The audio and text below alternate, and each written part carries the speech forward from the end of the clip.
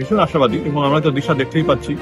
দু মাসের মধ্যে একটা নতুন দিশা আমরা সরকারের কাছ থেকে খুব পজিটিভ মুভ দেখতে পাচ্ছি। যে শুভেন্দু অধিকারী যেভাবে পরিকল্পনা করছেন, নতুন নতুন দিশা দিচ্ছেন, অন্য বছরের তুলনায় এবার কিন্তু ছাত্রছাত্রীর সংখ্যাও, এখানে কাউন্সিলিং এর সংখ্যাও কিন্তু প্রচুর বেড়েছে। গিজগিজ করছিল ছাত্রছাত্রীরা এখানে।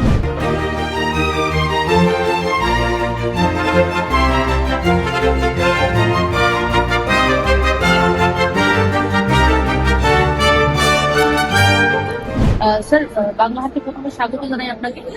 আপায়ের যে এই উদ্যোগটা বিভিন্ন যে সহযোগিতা করা হচ্ছে, তারা সুযোগ পাচ্ছে, ছাত্রছাত্রীরাও আসছে, বিষয়টা কিভাবে চলছে? অ্যাকচুয়ালি এটা তো বহু বছর ধরে চলছে। এটা নিয়ে প্রায় 22 বছর আমার মনে হয় এটা নিয়ে আপায়ের এই ফেয়ারটা হচ্ছে, এবং প্রথম থেকে এটা সাকসেসফুল বিকজ অফ নতুন নতুন ইনস্টিটিউশন প্রতি বছরে আপায়ের সঙ্গে যোগ হচ্ছে এবং তারা এটার কলেবর বাড়ছে। এবং আমার তো মনে হয় এবছরে আমরা যেটা করলাম, এত স্টুডেন্ট এবং এত এখানে ইনস্টিটিউশন জয়েন করেছে যে ভাবছি পরের বছর থেকে আরো বড় জায়গা লাগবে। এই জায়গাটাতে আমাদের হবে না। মোর দেন 100 ইনস্টিটিউশন ইউনিভার্সিটিজ এখানে জয়েন করেছে। আর আপায়ের যেটা উদ্দেশ্য যে আমাদের ছাত্রছাত্রীরা যেন প্রপার কাউন্সিলিং এর মধ্যে দিয়ে তারা আমাদের রাজ্যেই যেন শিক্ষা পায়, রাজ্যের শিক্ষা প্রতিষ্ঠানগুলোকেই যেন বেছে নেয়। তার জন্য এক ছাতার নিচে এতগুলো ইনস্টিটিউশনকে একসঙ্গে আনা এবং বাবা মা এবং স্টুডেন্ট তারা যেন প্রপার কি হতে চায় সেটা যেন নিজেরা ঠিক করে, যে কলেজে ভর্তি হতে চায় বা যে ইউনিভার্সিটিতে ভর্তি হতে চায় তাদের যারা কাউন্সিলর আছেন তাদের সঙ্গে কথা বলে তারা যেন তাদের ডিসিশনটা নিয়ে নিতে পারেন। মানে তারা যা হতে চান সেটা যেন হতে পারেন এবং বাইরে না গিয়ে আমাদের রাজ্যেই যেন করতে পারেন এবং কম টাকাতে মানে ঠিকঠাক এডুকেশন যারা আমাদের রাজ্য থেকে করতে পারেন এবং after completion of the program তারা যাতে এখানেই জব পেতে পারেন। এই আপায়ের ফেয়ারের উদ্দেশ্য সেটাই।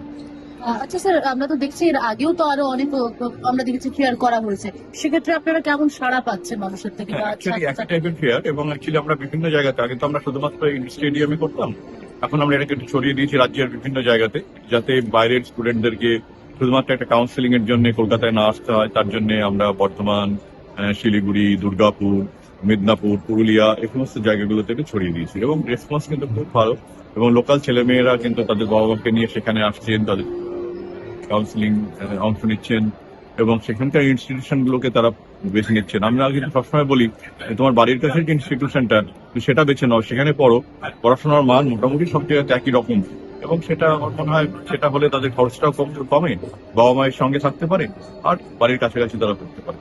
আর একটা বিষয়, যেখানে ছাত্রছাত্রীদের মনে হয় যে বিষয়টা আপনি বলছিলেন যে বাড়ির সামনে পড়াশোনার বিষয়টা, বাইরে গিয়ে পড়াশোনা করছে, চাকরির জন্য বাইরে যাচ্ছে এবং এই একটা পলিটিক্যাল প্রশ্ন যুক্ত করছে যেখানে সরকারের পালাবদল হয়েছে, সেক্ষেত্রে আপনারা কতটা আশাবাদী এই বিষয়টা নিয়ে যে শিক্ষা ব্যবস্থা থেকে শুরু করে ছাত্রছাত্রীদের একটা দিশা দেখবে এই বিষয়টা? ভীষণ আশাবাদী এবং আমরা তো দিশা দেখতেই পাচ্ছি। দু মাসের মধ্যে একটা নতুন দিশা, নতুন একটা আলোকপাত হয়েছে। আমরা সরকারের কাছ থেকে খুব পজিটিভ মুভ দেখতে পাচ্ছি।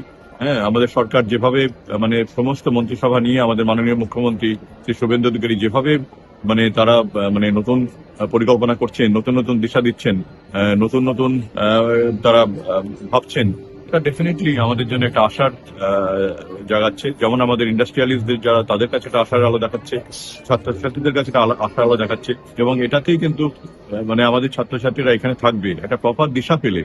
যে সোসাইটাল যে রিফর্মস হয়, যদি আমাদের রাজ্যে যদি শিল্প কারখানা তৈরি হয়, শিল্প পরিকাঠামো তৈরি হয়, আমাদের রাজ্যের অল ওভার যদি ডেভেলপমেন্ট হয়, রাজ্যের যদি নতুন শিক্ষা ব্যবস্থার সঙ্গে এক হতে পারে দেন, এবং সব থেকে বড় কথা যে রাজ্য এবং কেন্দ্র একই সরকার, সুতরাং এইটাতে কিন্তু আমরা খুব আশাবাদী এবং যার জন্য অন্য বছরের তুলনায় এবার কিন্তু ছাত্রছাত্রীর সংখ্যাও, এখানে কাউন্সিলিং এর সংখ্যাও কিন্তু প্রচুর বেড়েছে। গিজগিজ করছিল ছাত্রছাত্রীরা এখানে।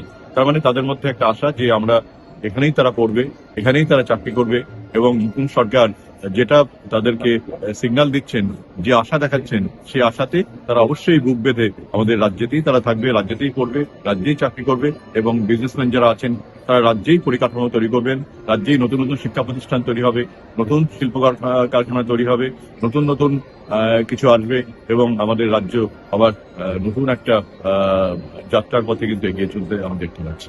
Thank you sir. আরো ভালো ভালো খবর দেখতে সাবস্ক্রাইব করুন বাংলা হান্টের ইউটিউব চ্যানেল। বাংলা হান্টের আরো খবর দেখতে নজর রাখুন। বাংলা খবর মানেই বাংলা হান্ট।